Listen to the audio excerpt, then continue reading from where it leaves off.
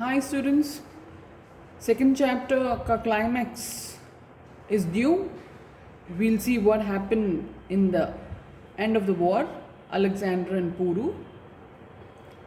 तो हमने देखा कि अलेक्जेंडर ने पुरु को बंदी बना लिया था और पुरु ने कहा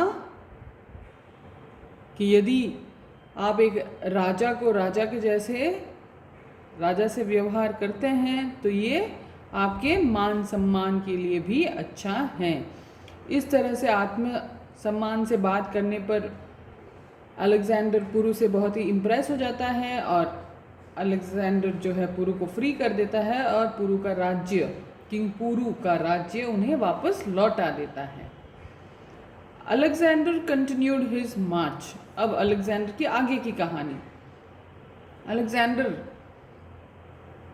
आगे बढ़ता रहा पुरु देश के आगे। After the encounter with Puru but he found it increasingly difficult to pursue his ambition. लेकिन अब जैसे जैसे समय बीतता रहा उसे बहुत कठिन लग रहा था कि वह अब आगे अपनी महत्वाकांक्षा को पूरी नहीं कर पाएंगे। A few of the Ganaraja surrendered to him, but the rest of them put up a fight unitedly. कुछ गणराज्य ऐसे थे पुरु के बाद जिन्होंने अलेक्जेंडर के चरणों में अपना राज्य समर्पित कर दिया था, लेकिन कुछ एक ऐसे गणराज्य थे जो संगठित हो गए और उन्होंने चैलेंज किया पुरु को। Alexander's आर्मीज lost their zest to fight against such strong opposition. इस तरह के प्रतिद्वंदी से लड़ने की जो शक्ति ऊर्जा है अब अलेक्जेंडर की सेना में नहीं रही। They had spent a long time away from their homes, क्योंकि बहुत लंबा समय हो गया था अलेक्जेंडर और अलेक्जेंडर की आर्मी को अपना देश अपना घर छोड़े हुए। धीरे धीरे वो निराश हो रहे थे, फिजिकली वीक हो रहे थे। They express their wish to return. उन सब ने अपनी इच्छा प्रकट की अलेक्जेंडर से कि अब हमें घर जाने की इच्छा हो रही है। Alexander realised that his ambition to become the conqueror of the world would remain unfulfilled. अब धीरे धीरे अलेक्जेंडर खुद यह बात अनुभव करने लगा कि उसकी महत्वाकांक्षा पूरी दुनिया पर कब्जा करने की, पूरी दुनिया पर राज्य करने की जो है शायद अनफुलफिल्ड रहेगी, संपूर्ण नहीं हो पाएगी, अधूरी ही रह जाएगी। He was deeply disappointed at this.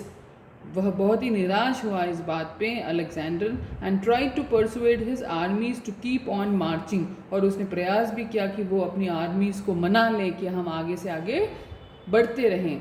But finally he had to return. लेकिन अंत में उन्हें लौटना ही पड़ा।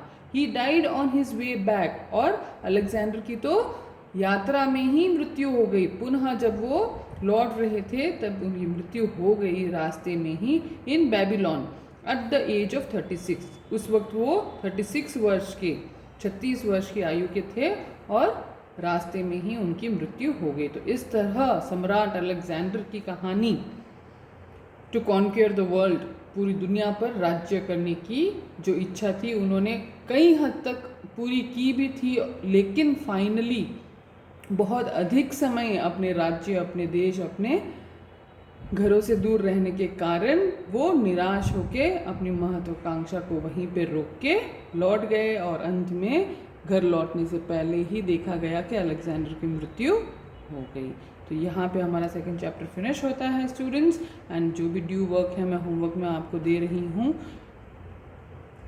इट्स एक क्वेश्चन आंसर्स ड्यू हैं and I will mark some suffix and prefixes for you जो अटैचमेंट में आपको मिल जाएगा। Do your work neatly in your notebook, submit it to me. We'll continue with the next chapter in the next class, but उसके पहले मुझे second chapter का work complete चाहिए। Until then, bye.